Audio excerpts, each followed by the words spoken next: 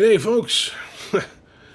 Well, once again, I have witnessed the utter disrespect, disdain, the entitlement and arrogance of Americans when senators from Wisconsin, Minnesota, are writing letters to our government telling us that the wildfire smoke coming from Canada is interfering with American summer vacation plans.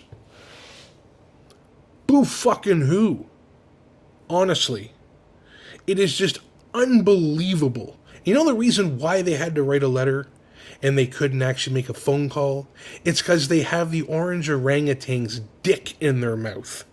That's the reason. You know, I don't give a shit if Jim Bob's vacation is being worried down the middle of Minnesota or Wisconsin. I couldn't give a damn. If you want to help, or you have a solution, send some fucking fire crews up and give us a hand. We're able to do that when it comes to California and stuff. We can send water bombers. We didn't bitch and complain. We went and helped. That's what allies and friends are supposed to do. Remember? Remember those words? Neighbors, all that shit? Yeah. And do you think the thousands of acres of land that we're losing in these fires, that Canada's just happy with that? Or the hundreds of animals that are dying in them? Or the thousands of people, Canadian citizens, who are being displaced from these fires and losing everything they own, are enjoying it? Give your fucking head a shake. It's unbelievable, the arrogance that just keeps coming out from down there. I mean, my God. And Canadians still want to go down there on vacation. I don't understand some of my fellow countrymen. Why the fuck do you want to go there? Why? That is a country with a democracy that is collapsing.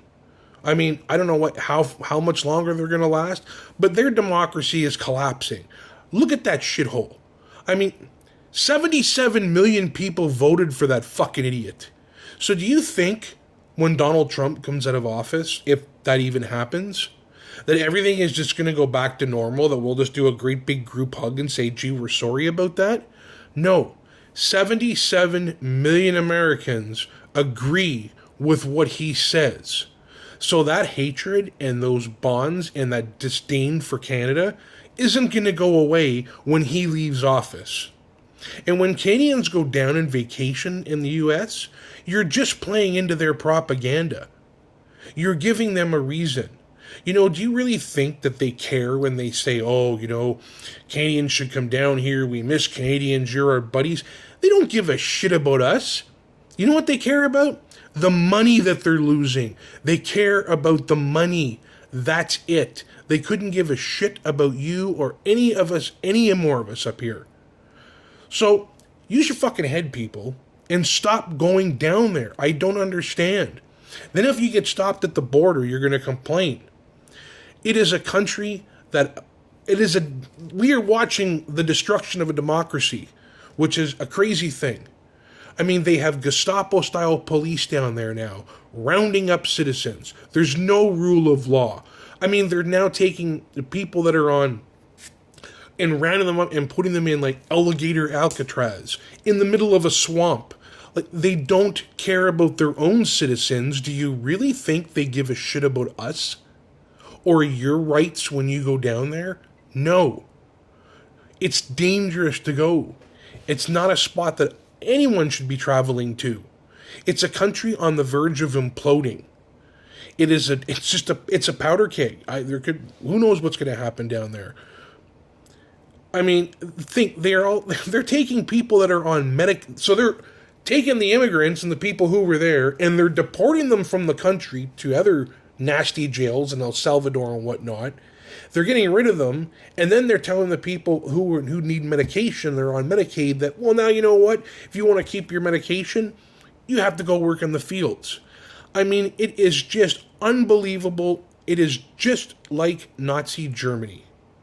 It's like any dictatorship. Like, you shouldn't even just use Nazi Germany. Franco, Mussolini, Chavez, the Marcos, any nation that has had Putin, any dictatorship, they are following in the same footsteps of that. And I don't understand why Canadians want to go down there.